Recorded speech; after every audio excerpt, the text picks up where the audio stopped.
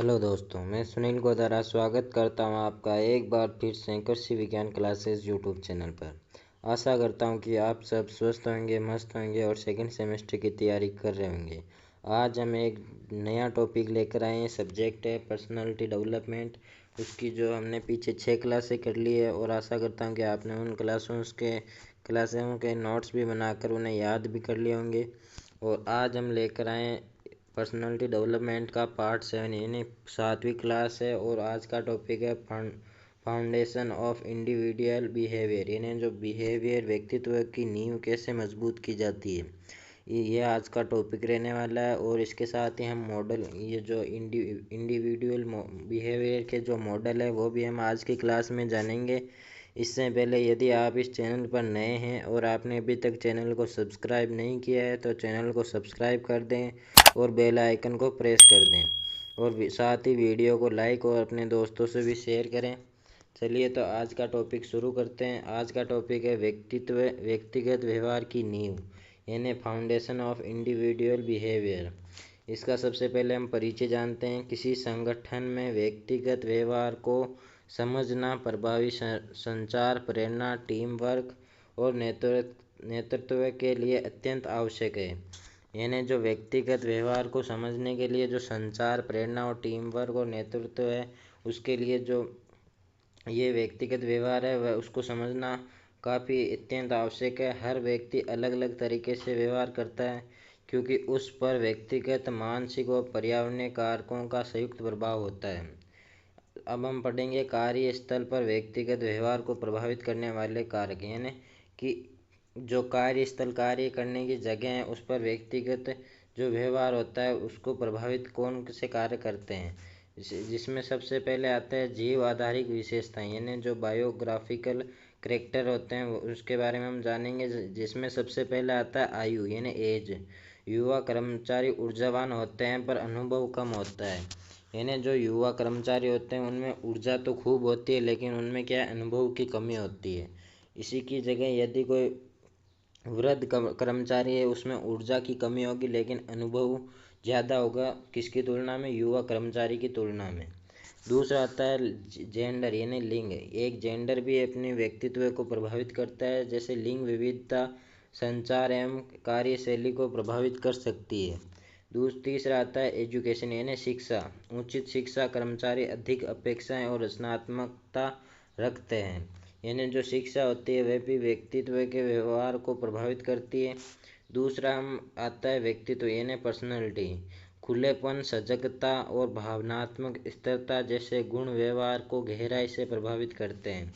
और तीसरा आता है धारणा। धारणा वह है जो व्यक्ति चीज़ों और परिस्थितियों को कैसे समझता है। यानी जैसे कोई व्यक्ति है वह कोई चीज़ है या कोई परिस्थिति को अपने कैसे समझता है, वह धारणा में आता है।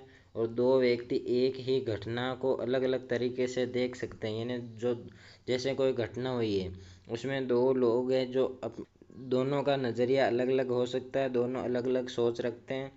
और अगला है कि दृष्टिकोण, यानी एटीट्यूड। यानी सकारात्मक दृष्टिकोण प्रेरणा और उत्पादकता को बढ़ाता है, जबकि नकारात्मक दृष्टिकोण टकराव और असंतोष पैदा करता है। इसलिए हमेशा दृष्टिकोण को सकारात्मक रखना चाहिए। इससे क्या होगी, आपकी प्रेरणा में वृद्धि होगी और जो उत्पादकता है उसमें भी वृद्धि होगी। जबकि जो नकारात्मक सोच वाले लोग होते हैं वह ज़्यादातर टकराव की स्थिति पैदा होती है और असंतोष पैदा करता है। अगला आता है मूल्य, यानी वैल्यूज़। यानी आप अपने जीवन में किसे ज़्यादा वैल्यू यानी मूल्य देते हैं। मूल्य वह गहरे विश्वास है जो व्यवहार का मार्गदर्शन करते हैं। जिन कर्मचारियों के मूल्य संगठन से मेल खाते हैं वे अधिक समर्पित होते हैं। यानी जो कर्मचारी वैल्यू संगठन से मेल खाते हैं वे अधिक समर्पित होते हैं। और अगला है प्रेरणा, यानी मोटिवेशन। अत्यधिक प्रेरित कर्मचारी बेहतर प्रदर्शन करते हैं। प्रेरणा की कमी अनुपस्थिति और कम उत्पादकता का कारण बनती है। यानी यदि आप मोटिवेट नहीं है तो आपके जो प्रेरणा की कमी होगी उससे अनुपस्थिति और जो उत्पादकता आती है उसे कम होने का कारण बन सकते हैं। और अगला है लर्निंग, यानी अधिगम। अनुभव और परीक्षण के माध्यम से अधिगम व्यवहार में परिवर्तन लाता है। और सतत अधिगम अनुकूलनशीलता और कौशल को बेहतर बनाता है।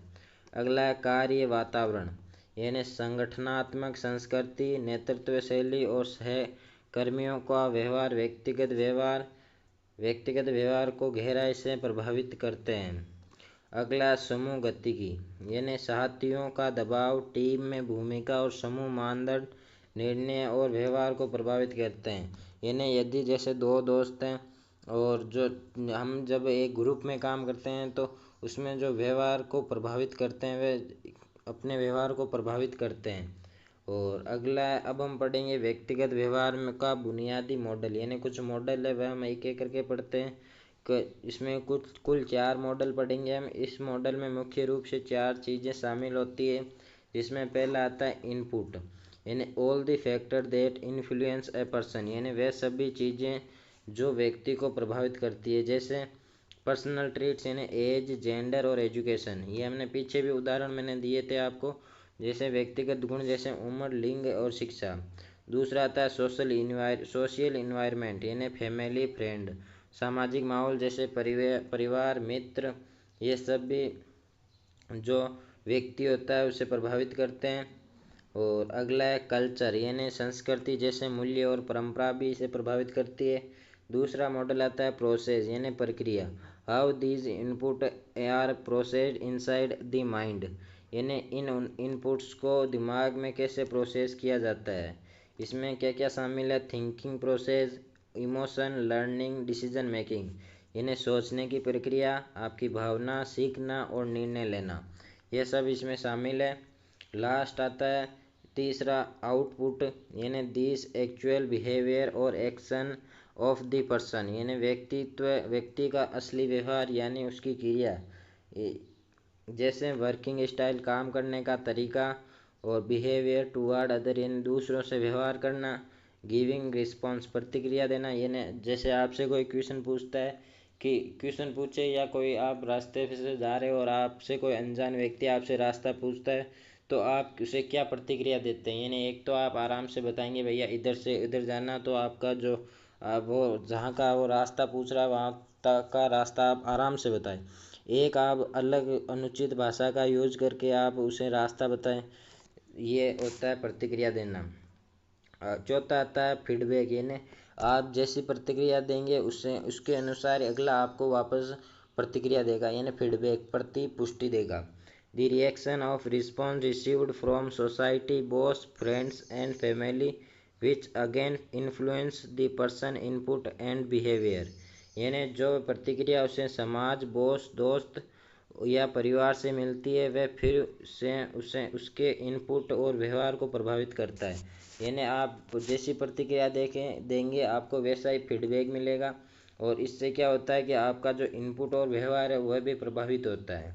तो ये आज का हमारा जो टॉपिक था वो यहाँ पे कंप्लीट होता है कि आज फाउंडेशन ऑफ इंडिविजुअल बिहेवियर, ये टॉपिक यहाँ पे कंप्लीट होता है। और नेक्स्ट टॉपिक हम जल्दी आपके साथ शेयर करेंगे, और नेक्स्ट टॉपिक भी आपको इसी यूट्यूब चैनल पर मिलने वाला है। इसके लिए आप चैनल को सब्सक्राइब और बेल आइकन को प्रेस कर दें ताकि सभी वीडियो आपको समय पर प्राप्त हो सके। धन्यवाद। जय जवान जय किसान।